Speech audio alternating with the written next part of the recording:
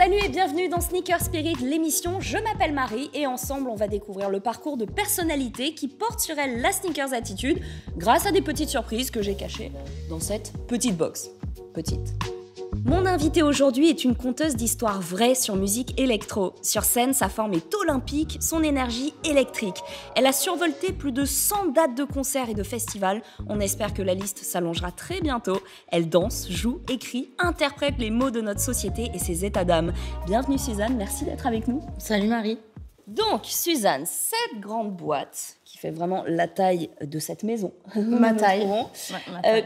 Elle est vraiment très imposante, mais en même temps, dedans, on a caché plein de petites choses. Et tout au long de l'émission, tu vas être amené à l'ouvrir plusieurs fois et à découvrir des petites choses qui sont toujours en rapport avec ton parcours, tes kiffs, tes ambitions, etc.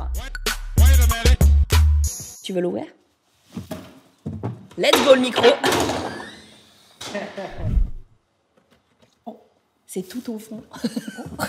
N'hésite pas à nous une grande décrire boîte, ce que tu mais vois. un grand album. Un grand album. Une grande Alors, artiste. l'album de qui? Parle-nous. The Mylène Farmer. Mylène Farmer qui en 97-98 passait sur le Hit Machine. Moi, j'étais devant ma télé et je me suis dit, plus tard, je veux faire comme Mylène Farmer. Exactement, donc tu as 7-8 ans à peu près à cette époque et c'est la chanson L'Amstramgram. Qu'est-ce que ça t'a fait? Pourquoi tu as eu un tel déclic? Écoute, je l'ai vue débarquer sûre d'elle comme ça, avec ses danseurs derrière. Ça dansait, ça chantait.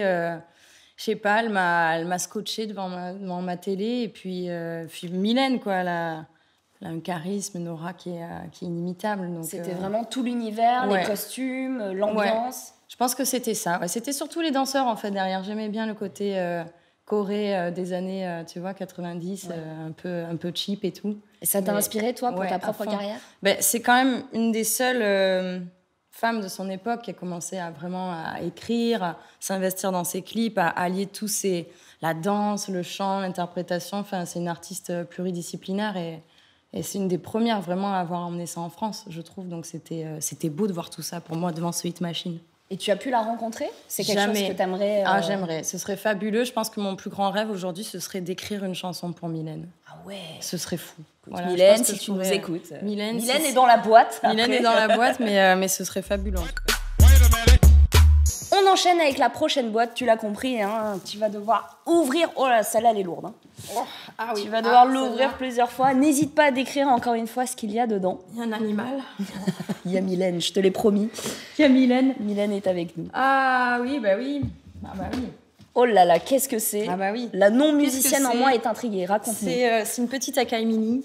Moi, c'est le premier joujou que j'ai eu pour commencer à composer. Donc c'est quelque chose qui est super parce que c'est tout petit, tu peux l'emmener partout, tu branches ça comme ça sur ton Logic Pro, sur ton ordi. Et en tout cas, moi, c'est comme ça que j'ai commencé à faire mes premières chansons. Ah ouais. J'avais pas de matos, j'avais rien, j'étais serveuse dans un resto. Je commençais un peu à vraiment écrire mes chansons. J'avais envie de m'accompagner et en fait, on m'a offert ce cadeau et je crois que c'était vraiment le meilleur cadeau de ma vie parce que ça a débloqué tout ce premier album. Il s'est fait vraiment avec cette petite machine, évidemment. Après, je suis allée en studio, mais en tout cas, chaque chanson a commencé avec cette petite Akai Mini. Donc pour les gens qui nous écoutent et qui ont peut-être aussi l'envie de se lancer, tu conseillerais de commencer avec ça? En fait, je leur dirais de ne pas forcément attendre d'avoir 18 000 synthés, d'avoir du matos partout. Je pense qu'on peut déjà s'exprimer avec ce genre de petites choses. Donc il faut y aller, quoi. C'est vrai que c'est assez complet. Du coup, ta passion pour la musique électronique, elle a un lien avec le premier album de Daft Punk? Complètement. Je me suis retrouvée, en fait, je faisais de la danse classique, moi, à la base. Donc tous les jours, je faisais ma petite barre avec le pianiste qui m'accompagnait, etc. Bon, j'ai arrêté la danse sur un coup de tête. Je crois que j'en avais marre d'être pesée le mercredi. Ah ouais. Et puis, je me suis retrouvée, du coup, à plus trop danser du jour au lendemain. J'étais un peu... j'avais plus trop envie jusqu'au jour où je me suis retrouvée dans des clubs avec mes copines. Et les DJ, à cette époque-là, avaient bon goût puisqu'ils passaient Homework de Daft Punk, donc leur tout premier album. Et moi, ça a été la vraie claque, quoi. Là, ça a été le truc où je me suis dit, OK... Waouh, quoi, quelle musique, quelle ambiance. Ouais, toi qui sortais justement de l'ambiance ballet, hyper classique. Tu sais où tu dois danser, en même temps hyper contrôlé, en même temps le pied, le sourire, le port de tête. Là, j'étais dans une danse où pour le coup, je voyais des gens danser n'importe comment sur du Daft Punk. Et je crois que ça m'a vraiment aidé aussi à moi me dire, allez, libère-toi, ça va être cool. Ah ouais, ça a été une vraie liberté. Du coup, tout à fait entre nous, t'y crois à leur séparation ou pas? Écoute, moi je crois que, j'espère qu'il n'y a pas de séparation réelle, mais en tout cas, j'espère que si il y a un vrai split, il faut un dernier projet. Il faut un dernier live, là, il faut quelque chose. Enfin, Daft Punk, en 2021, il n'y a plus de concerts. Daft Punk qui split là, c'est pas possible, quoi. Il faut un dernier... Je crois qu'on attend qu'eux, donc j'ai regardé un reportage sur eux récemment, j'ai revu un petit peu leur Coachella avec cette pyramide énorme. Enfin, nous, on veut un show, là, on veut un show de Daft Punk. Enfin, je serai là, en tout cas. Toi, t'as fait beaucoup de festivals, du coup. Est-ce que t'as pu partager l'affiche avec eux quand ils tournaient encore? Est-ce que c'était un rêve aussi? Festival, c'est quoi déjà un festival? Okay. Parce qu'on le rappelle, il se passe quelque chose en ce moment dans le monde. Ouais, il se passe quelque chose dans le monde. Non, malheureusement, j'ai pas pu croiser Daft Punk sur la programme, parce que moi, j'ai commencé vraiment il y a 2 ans, j'étais la plus programmée en 2019. Incroyable. Ouais, la personnalité la plus programmée avant même de sortir ton premier album. Ouais. C'est incroyable, c'est un tour de force. C'est une vraie chance pour moi, parce que à chaque fois que je me dis pourquoi tu veux absolument faire ce truc-là, faire ce métier, je crois que c'est pour monter sur scène. Ouais. Donc j'étais tellement contente que l'histoire elle commence comme ça, tu vois, genre j'ai rencontré le public même avant de sortir mon album, donc il y avait quelques gens qui attendaient et c'était fabuleux de pouvoir monter sur scène comme ça. Et j'imagine que plus les dates avancent, plus les gens connaissent tes chansons aussi. Au début, c'était mon premier Solidays. Je suis arrivée, il y avait 2 pélos devant le Crash Barrière. Je me suis dit, putain, il n'y aura personne à ce concert. Et puis finalement, les gens sont arrivés. Il y a eu un vrai truc, mais là, ils découvraient. Tu vois, j'étais vraiment en opération séduction. Et puis petit à petit, j'ai fait des concerts. Et là, tu commences à voir les gens chanter tes paroles. Et ça jaillit. Tu dis, wow, c'est fou. C'est fou. Moi, je t'ai vu au Fnac Live sur la place de l'Hôtel de Ville. Et franchement, ça doit être impressionnant parce qu'il y a des sacrés artistes qui passent par cette salle. Ah, là, les gens, ils étaient là. Aya. Ils attendaient Aya Nakamura. Mais c'était moi. Du coup, non, c'était marrant parce que franchement, ce jour-là, les Parisiens, on a tendance à dire, les Parisiens, c'est un public difficile, nanana. Que dalle. Franchement, ce jour-là, ils m'ont envoyé un love. C'était vraiment cool, quoi. Quand je re-regarde les images, quand je suis en manque de concert, parce que ça arrive très souvent là, ces derniers temps, je regarde les images du Fnac Live et je me dis, putain, vivement qu'on puisse vivre des moments pareils. Ouais. Tu as une écriture qui est très visuelle. On dit que tu as des textes magnifiques et c'est vrai. Merci. C'est ce que font beaucoup d'artistes de rap aussi. Est-ce que tu écoutes du rap? Complètement. J'écoute du rap. J'ai commencé avec Diams à l'époque. MC Solar, il y a eu Orelsan qui est très vite entré dans ma playlist aussi. Et je pense que le rap, pour moi, c'est un peu la suite de la chanson française, en quelque sorte. La chanson française, on raconte une époque, on raconte un quotidien, on raconte la vie. Et dans le rap, j'aime cette écriture assez frontale où tout le monde peut se reconnaître dans des sujets sociétaux aussi. Donc parfois, il y a des gens qui me disent que je peux avoir un petit délire... rap dans ma manière d'écrire, et en fait pour moi c'est assez lié, quoi, la chanson française, le rap, mais en tout cas j'aime beaucoup. Comment ça se passe au niveau de l'écriture quand tu es inspiré par un combat peut-être qui te transcende? Comment toi tu amènes ce texte sur ta musique? Est-ce que des fois il y a des choses qui te font un peu grincer des dents, des polémiques ou des problèmes de société? Quand j'écris, je crois que c'est quand je me sens assez impuissante dans la vie quotidienne. J'entends un truc, je vois un truc, admettons la chanson SLT. Je me rappelle, j'étais encore serveuse. C'était là, on était en pleine période MeToo, ça prenait pas mal d'ampleur et j'entendais des gens autour de moi, ça débattait pas mal. Et des gars qui disaient, bon, ça va, c'est rien, c'est de l'hystérie, une petite main au cul, ça fait pas de mal. Hein. Ah ouais. Et bon, moi, j'avais du mal à entendre ça sans pouvoir rien dire avec mes assiettes à côté. J'étais là, bon, ok. Et j'ai écrit cette chanson. Donc du coup, je pense que j'ai besoin de ressentir un peu l'urgence de raconter ces choses-là. Moi, il y a une vidéo qui m'a vachement fait du bien sur ton compte Instagram. C'est une vidéo où tu danses, il y a beaucoup de soleil, t'es en extérieur, t'as une robe jaune. On dirait une stalkeuse, c'est terrible. je me souviens, le 3 juillet, tu vois, tu portais ça.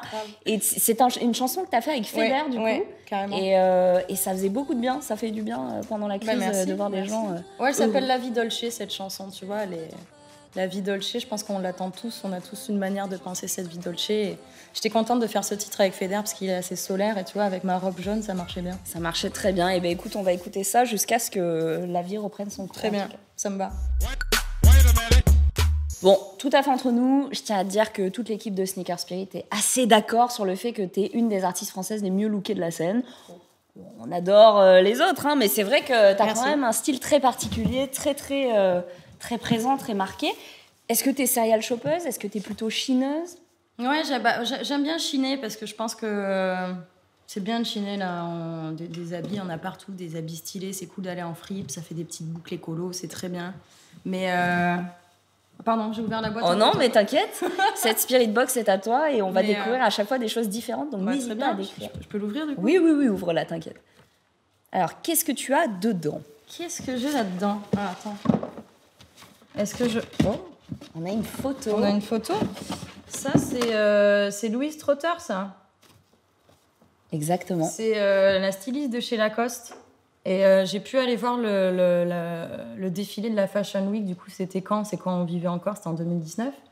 Et c'était vraiment cool. J'ai trouvé que sa collection était incroyable. Je crois qu'elle est anglaise, Louise Trotter, et on sent un petit peu ce petit côté british, mais en même temps, c'est... Elle a un style incroyable. Elle a un style incroyable. Je la trouve très forte. Et du coup, tu as été amenée à bosser avec elle, à la côtoyer?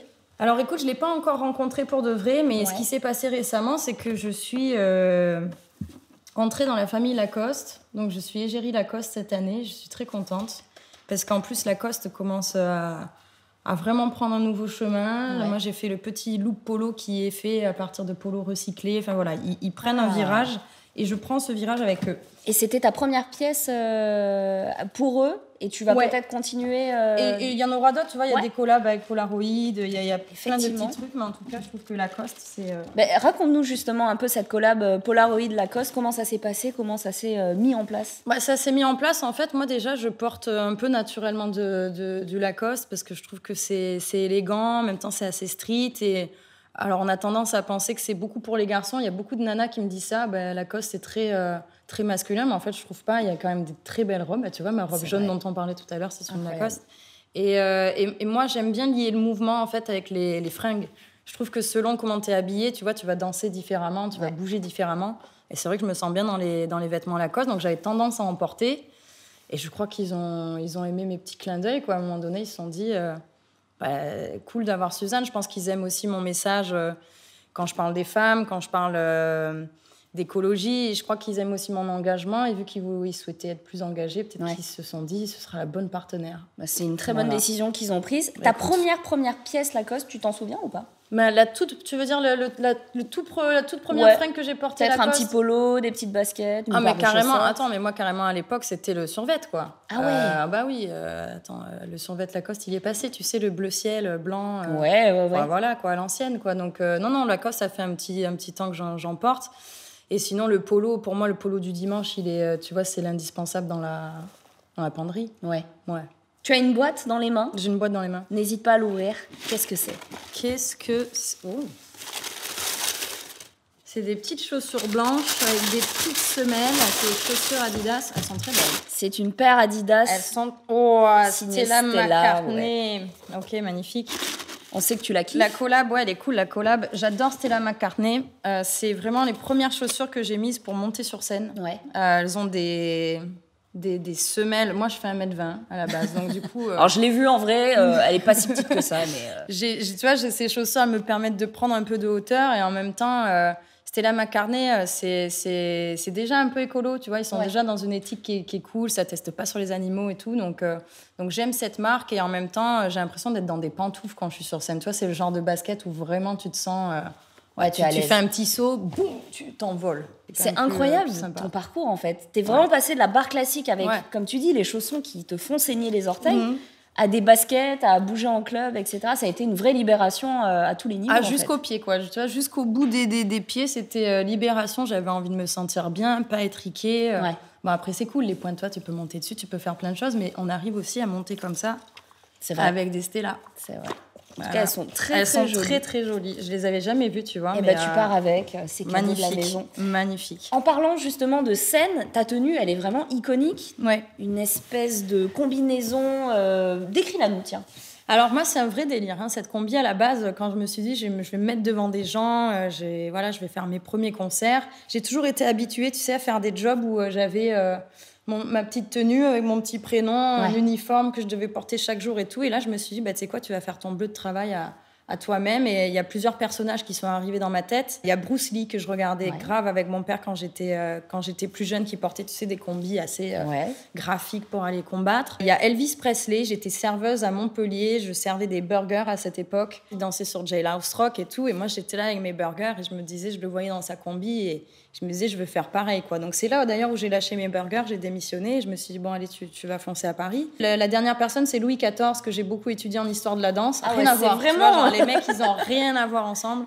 Mais c'est pour le côté un peu bleu royal. Bon, à la fin, ça donne cette combi. Les gens, ils savent pas si je suis une Totally Spies, un mécano ou... un Power Rangers. Un Power Rangers, on sait pas trop. Mais en attendant, moi, c'est une pièce dans laquelle je me sens vraiment bien. Tu vois, quand je ferme le dernier bouton, je suis très traqueuse avant de monter sur scène. Je suis toujours à 2 doigts de m'évanouir. Même encore, après avoir fait autant de dates? Ouais, ça s'apprivoise. Mais bon, en tout cas, les premières scènes, ma deuxième scène, c'était à l'Olympia, en première partie de Feder. Je t'avoue que j'avais les jambes qui flageolaient pas mal en coulisses, mais voilà, d'avoir cette combi, de me sentir dans ma tenue de combat, je la vois un peu comme ça, cette combi, et je monte sur scène avec cette combi-là. Dis-nous ce qu'il y a dedans. Ça la légère. Alors, qu'est-ce qu'il y a dans cette boîte? Oh pardon. Je suis contente que... Ah ouais, ça me fait de l'effet, ça, tu vois. Que ça te fasse de l'effet. Ça me fait beaucoup d'effet. Alors, décris-nous ce que c'est. Olive verte picholine. Pour tous ceux qui ne viennent pas du sud-est, sachez que la picholine est la meilleure variété d'olive verte que vous puissiez trouver au marché l'été. C'est une olive, là je te la vends, je te fais un téléachat, j'ai jamais été aussi fort. Mais moi je viens du sud, tu me la revends encore. Voilà. Donc picholine, c'est, tu sais, olive assez... elle est dure, hein, elle est craquante, elle est assez salée. Et puis, elle accompagne vraiment bien tous les apéros, tu vois, d'été, sur la plage, tout ça. Les picholines, c'est merveilleux. On m'a dit également que tu avais une passion pour la fondue suisse. On part sur une autre région. Mais là, c'est parce qu'il fait un peu bon aujourd'hui, donc j'ai pas pensé à la fondue, mais la fondue suisse... magnifique, mais même la savoyarde, attention, hein, j'ai rien contre la fondue savoyarde, elle est magnifique aussi. Hein. Est-ce que du coup, ça veut dire que tout ça, on le retrouve peut-être dans les caterings de tes tournées? Écoute, la fondue tous les jours, on va éviter, sinon tu vois, la combi, à la fin, j'y rentre vraiment plus, tu vois, le dernier bouton, il passe pas. Mais dans le catering, déjà, il y a ça. Ah ouais? Ouais, il y a ça, mais les picholines, c'est dur à trouver, donc en général, on essaye de me faire des picholines discount, mais bon, je suis gentille, ça passe quand même. Ouais, on dit, c'est des olives, elle va rien voir. On voit. Après, je vois que c'est pas craquant et pas salé, tant pis. Il y a la soupe miso. La soupe miso dans ma loge, c'est le truc. Ah ouais. Si c'est pas là, c'est pas bon, quoi. Justement, la tournée, elle est reportée à quand? Est-ce que tu as déjà une petite vision de ton agenda futur? J'aimerais, en fait, mon agenda, tu vois, tu le prends et tu le décales tous les 6 mois. Ouais. C'est un peu ça. J'avais un Trianon de programmé depuis longtemps, qui est complet, mais que j'ai reporté 3 fois. L'Olympia aussi, tu vois, ça fait un peu du... il va y avoir une grosse soirée, et puis finalement, on décale tous les samedis. J'ai eu la chance quand même de pouvoir voir un peu de public en automne, mais c'était sur des salles assises, distanciées, des gens masqués, donc tu sais même plus s'ils sourient, s'ils chantent la chanson, si juste avant, ils ont l'annonce « Attention, coronavirus, veuillez nanana ». Ça met dans une ambiance, là. T'es quand même dans un truc où tu te dis, t'arrives derrière, tu te dis, pour aller choper les gens, là, bon courage. Mais après, ils ont tellement envie, et je crois qu'on a tous tellement envie de vivre ces moments-là que, écoute, tant pis, même si les festoches se font assis. Tu le prends quand même. Je prends et on dansera assis, quoi. Ouais. C'est pas grave. Merci infiniment d'avoir partagé avec nous tous ces moments de vie. Merci à toi pour toutes ces boîtes. L'émission se termine, n'hésitez pas à la partager. Vous allez aussi l'écouter en podcast où vous voulez, quand vous voulez. Suzanne, on ne se dit pas au revoir comme ça tout de suite. Non, on te retrouve dans le pop-up sur les réseaux de Sneaker Spirit. À très très vite dans Sneaker Spirit, l'émission avec un nouvel invité. Prenez soin de vous.